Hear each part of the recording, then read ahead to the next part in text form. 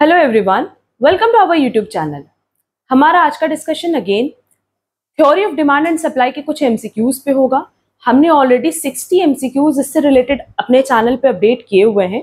अगर आप हमारे चैनल पे नए हो तो हम बता दें कि हमने माइक्रो इकोनॉमिक्स से रिलेटेड बहुत सारे कॉन्सेप्ट्स पहले तो डिस्कस किए ही हुए थे, बहुत सारे एमसीक्यूज भी डिस्कस किए थे और अब हम चैप्टर वाइज अगेन बहुत सारे एमसीक्यूज इसके डिस्कस कर रहे हैं। हर क्लास में आपको 25 to 30 एमसीक्यूज मिल जाएंगे और ये सारे एमसीक्यूज ना हर एक कॉमर्स बेस्ड कॉम्पिटिटिव एग्जाम्स के लिए इक्वली रेलेवेंट है।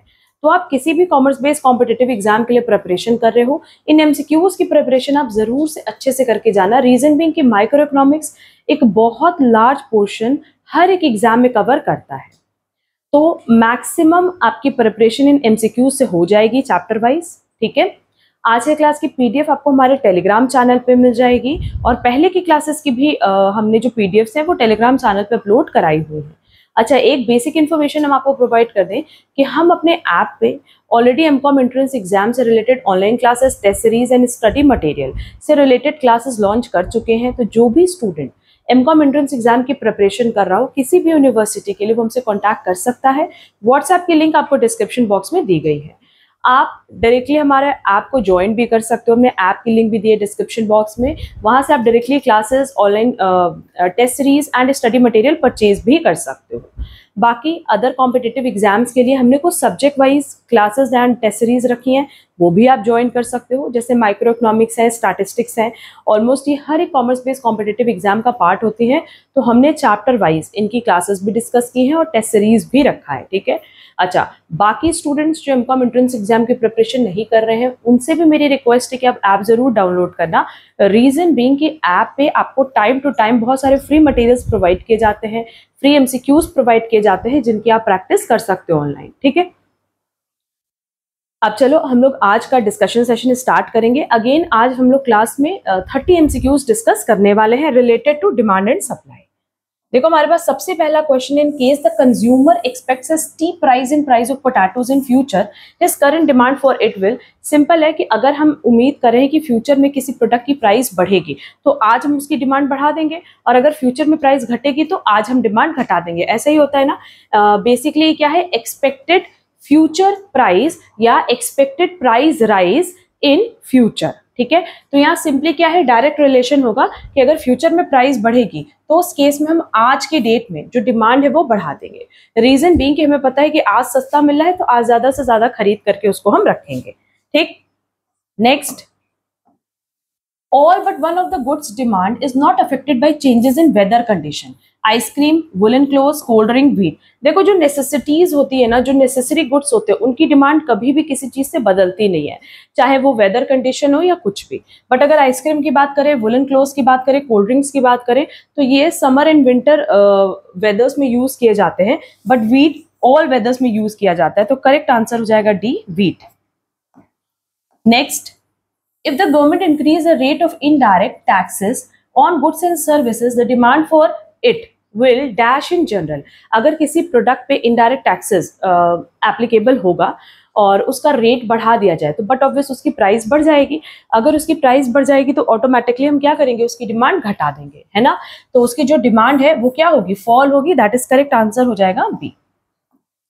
Next, if the government reduces the tax on any product, the demand for the product dash in the short run। अब क्योंकि गवर्नमेंट ने टैक्स जो अप्लाई किया था उसका रेट कम कर दिया तो प्रोडक्ट की प्राइस कम हो गई। अब क्योंकि लॉ ऑफ डिमांड एप्लीकेबल होता है जहां ये कहता है कि price and demand inversely related होते हैं।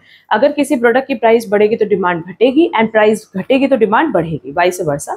ठीक है, तो यहाँ पे क्योंकि जो टैक्स है उसका रेट गवर्नमेंट ने घटा दिया तो प्रोडक्ट की प्राइस घट गई, प्रोडक्ट की प्राइस घट गई तो जो डिमांड है वो बढ़ जाएगा। Rises, fall, remain unchanged, tax has nothing to do with the demand of any product. Correct answer होगा राइज, क्योंकि प्रोडक्ट की प्राइस घटी तो डिमांड बढ़ेगी।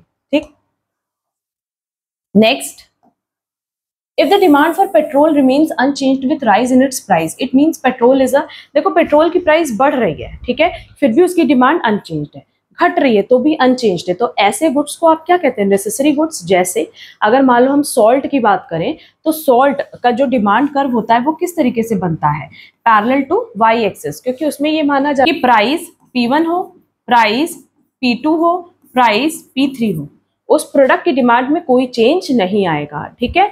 तो यही चीज यहाँ पे भी मेंशन किया गया है कि अगर पेट्रोल की प्राइस में कोई चेंज नहीं आ रहा है, अरे पेट्रोल के डिमांड में कोई चेंज नहीं आ रहा है जबकि उसकी प्राइस बढ़ रही है, तो ऐसे गुड्स को हम क्या कहते हैं, नेसेसरी गुड्स।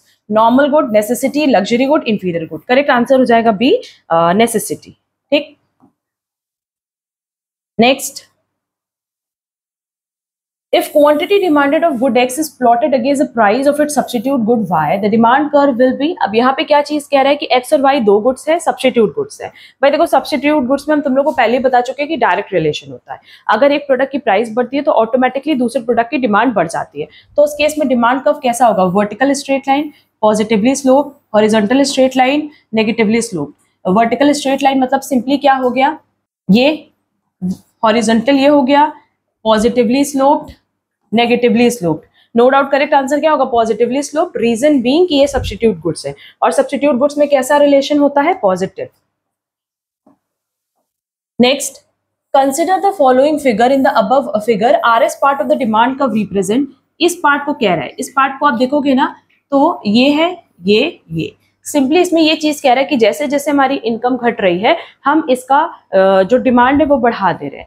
तो इनकम घटने से डिमांड बढ़ रही है मतलब ये इंफीरियर गुड्स है।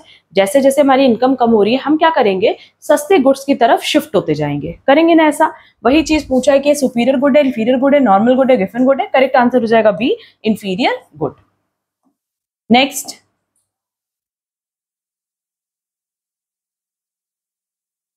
इन case of normal goods the income effect is zero, negative, positive, constant. देखो नॉर्मल गुड्स में जो हमारा इनकम इफेक्ट है वो पॉजिटिव होता है क्योंकि जैसे हमारी इनकम बढ़ती है हम नॉर्मल गुड्स की डिमांड भी बढ़ा देते हैं। इनकम के साथ तो ऐसा ही रिलेशन होता है ना।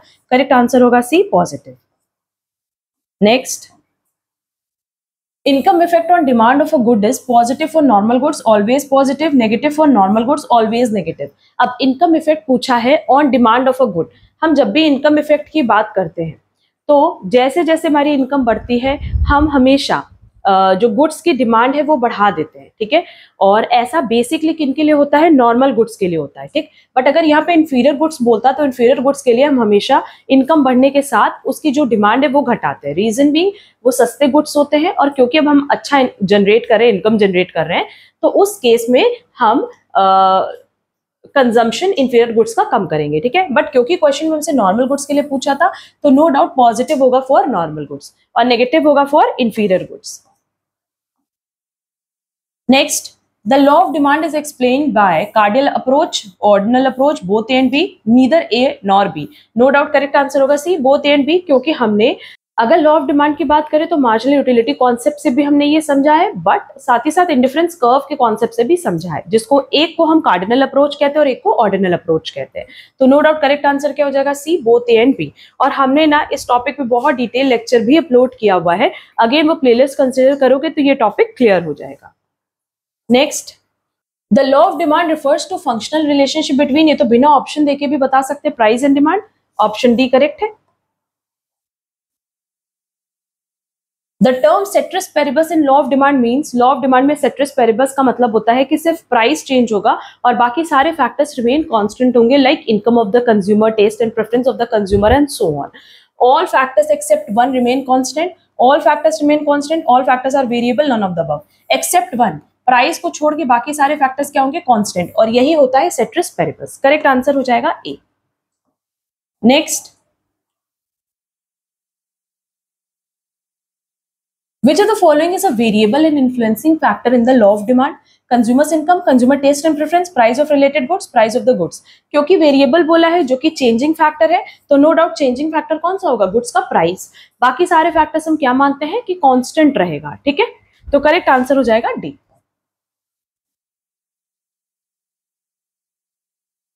The phrase other things being equal in the law of demand means income of the consumer remain unchanged, price of related goods remain unchanged, taste and preference of consumer remain unchanged, all of the above। No doubt correct answer होगा D, all of the above, क्योंकि बाकी सारे factors क्या होंगे बेटा, unchanged रहेंगे except price of the goods. Next, the total effect of price change of a good is substitution effect plus income effect, substitution effect plus price effect, substitution effect plus demonstration effect, demonstration effect plus Veblen effect. क्योंकि price change पूछा है, तीन effect हमने बताया, price effect, substitution effect, income effect, ये तीनों point हमने detail में डिस्कस किए हुए हैं अपने लेक्चर्स में, वो क्लास जरूर से कंसिडर कर लेना। And price effect is equal to होता है substitution effect plus income effect. Next, substitution effect subscribe to the inverse relationship between px and qx in case of normal goods, inferior goods, normal and inferior goods, none of the above। देखो अगर हम substitution effect की बात करें तो substitution effect में हम दो गुड्स लेते हैं x एंड y, और अगर एक प्रोडक्ट का प्राइस बढ़ा है तो दूसरे प्रोडक्ट का ऑटोमेटिकली डिमांड बढ़ता है, और ये नॉर्मल गुड्स के केस में भी होगा as well as inferior goods के केस में भी होगा। तो करेक्ट आंसर हो जाएगा C. Next, income effect does not subscribe to the inverse relationship between px and qx in case of, अगर हम इनकम इफेक्ट की बात करें तो इनकम जैसे बढ़ेगी गुड्स की डिमांड बढ़ेगी। ऐसा किस केस में होता है? इन case of normal goods. But in case of inferior goods ऐसा नहीं होता। इंफीरियर गुड्स में क्या होता है कि जैसे हमारी इनकम बढ़ेगी हम उसकी डिमांड को घटा देंगे, ठीक है। और क्वेश्चन में यही पूछा है, does not subscribe to the inverse relationship between px and qx in case of, inverse relationship कहाँ नहीं होता है? नॉर्मल गुड्स में नहीं होता है। तो करेक्ट आंसर हो जाएगा C, normal goods. Next, the law of demand will fail in case of inferior goods only if substitution effect is greater than income effect is greater than substitution effect। देखो inferior goods में basically क्या होता है, हम पहले भी बता चुके हैं कि अगर हमारी इनकम बढ़ेगी ना तो inferior goods की जो डिमांड है वो घट जाती है। क्यों? क्योंकि वो सस्ते गुड्स हैं, और अब क्योंकि हम ज्यादा अर्न कर रहे हैं तो हम अच्छी क्वालिटी प्रोडक्ट परचेज कर सकते हैं। तो नो डाउट करेक्ट आंसर होगा B, income effect is greater than substitution effect. कि अगर इनकम इफेक्ट ज्यादा है तो उस केस में लॉ ऑफ डिमांड एप्लीकेबल नहीं होगा। लॉ ऑफ डिमांड क्या कहता है कि there is an inverse relationship between price and demand, ठीक। Next, the law of demand is a positive, normative, descriptive, both A and C. यहाँ पे पॉजिटिव मतलब पॉजिटिवली स्लोप्ड या नेगेटिवली स्लोप्ड नहीं पूछा है, यहाँ पॉजिटिव साइंस और नॉर्मेटिव साइंस पूछा है, जो हमने स्टेटमेंट बताया भी था कि पॉजिटिव मतलब होता है व्हाट इज और नॉर्मेटिव मतलब होता है व्हाट शुड बी। तो क्योंकि अगर हम बात करेंगे लॉ ऑफ डिमांड की, तो लॉ ऑफ डिमांड ऑलरेडी सब कुछ उसमें मेंशन्ड है कि प्राइस बढ़ेगी तो डिमांड घटेगी, प्राइस घटेगी तो डिमांड बढ़ेगी एंड सो ऑन, है ना। तो ये बेसिकली क्या है, ये एक पॉजिटिव स्टेटमेंट है, व्हाट इज जो एक्चुअल में है, और डिस्क्रिप्टिव फैक्ट है कि ऐसा ही होगा मैक्सिमम गुड्स के केस में कि प्राइस बढ़ने पे डिमांड घटेगी। तो करेक्ट आंसर हो जाएगा डी, बोथ ए एंड सी।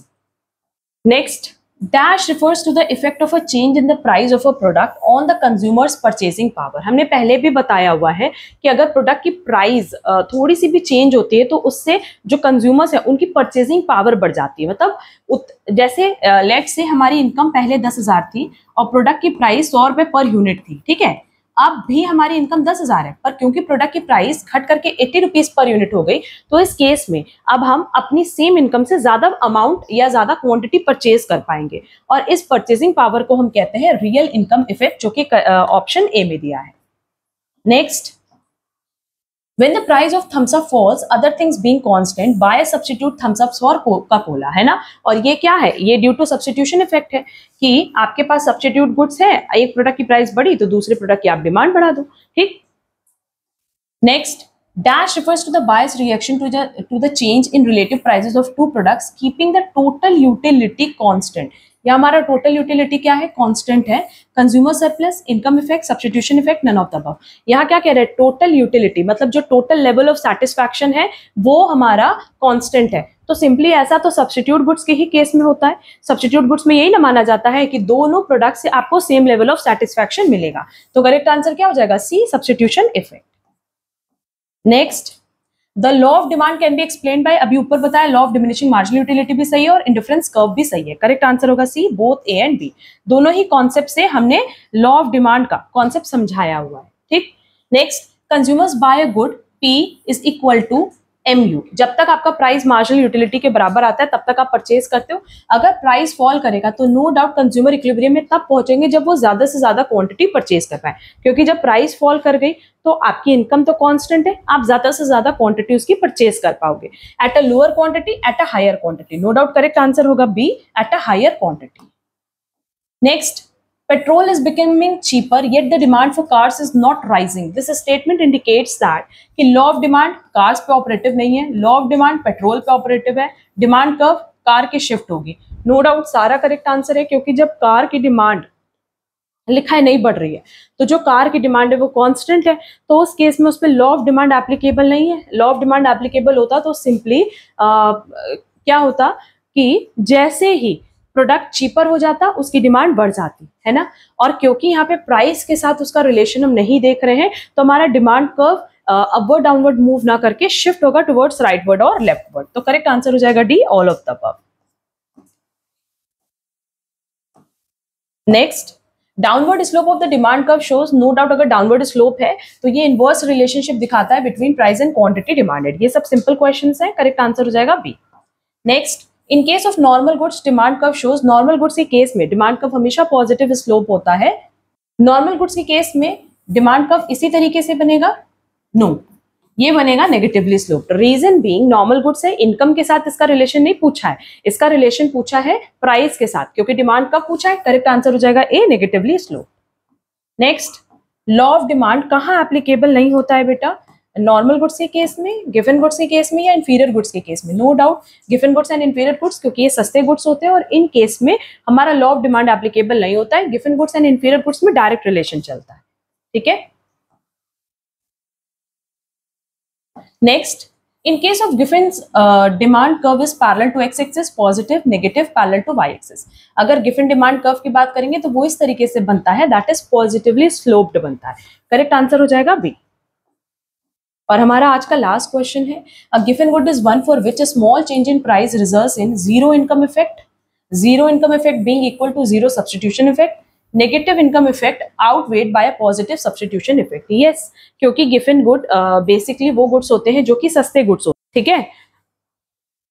ठीक है, तो इस केस में क्या होता है कि जैसे हमारी इनकम बढ़ती है हमारे प्रोडक्ट की डिमांड घट जाती है, बट अगर उन प्रोडक्ट की प्राइस बढ़ेगी तो हम डिमांड बढ़ा देते हैं, क्योंकि हम ये मानते हैं कि उनका जो क्वालिटी है वो इम्प्रूव हो गया। अब क्वेश्चन में कह रहा है इज वन जिसमें अगर प्राइस का थोड़ा भी चेंज हुआ तो नो डाउट प्राइस अगर घटती है तो हम तुरंत उसकी डिमांड और घटाते हो, प्राइस बढ़ती है तो उसकी डिमांड बढ़ा देते हैं। तो यहाँ पे जो नेगेटिव इनकम इफेक्ट है उसका रोल ज्यादा रहेगा कंपैरेटिवली पॉजिटिव सब्स्टिट्यूशन इफेक्ट से। तो करेक्ट आंसर हो जाएगा सी, कि नेगेटिव इनकम इफेक्ट यहाँ ज्यादा वर्क करेगा, ठीक है। जैसे हमारी इनकम घटेगी हम उनकी डिमांड बढ़ा देंगे, और जैसे ही हमारी इनकम बढ़ेगी हम इनकी डिमांड घटा देंगे, ठीक है। तो इनकम के साथ देखो इनडायरेक्ट रिलेशन है और प्राइस के साथ डायरेक्ट रिलेशन है, क्लियर। तो उसका करेक्ट आंसर हो जाएगा सी। अब देखो ये अगेन 30 एमसीक्यू से related to theory of demand and supply, इनकी प्रैक्टिस आप लोग अच्छे से कर लेना। किसी भी क्वेश्चन में कोई डाउट होगा तो कमेंट बॉक्स में कमेंट करके पूछ सकते हो, साथ ही साथ आप हमसे व्हाट्सएप पे भी कनेक्ट कर सकते हो। हमने व्हाट्सएप एंड टेलीग्राम चैनल की लिंक आप लोगों को डिस्क्रिप्शन बॉक्स में दी है, ऐप की लिंक भी डिस्क्रिप्शन बॉक्स में दी है, जहां जो आप डायरेक्टली डाउनलोड वहां से कर सकते हो। अगर क्लासेस में इंटरेस्टेड होगे तो आप लोग कॉन्टैक्ट कर लेना। एंड अगर आज का क्लास यूजफुल लगा है तो प्लीज वीडियो को लाइक कमेंट शेयर जरूर करना, सो दैट इस तरह की क्लासेस की नोटिफिकेशन आप लोग को टाइमली मिल पाए। चैनल पे नए हो तो चैनल सब्सक्राइब जरूर कर देना। अब हम लोग मिलेंगे हमारी नेक्स्ट क्लास में, आज के लिए बस इतना। Thank you so much.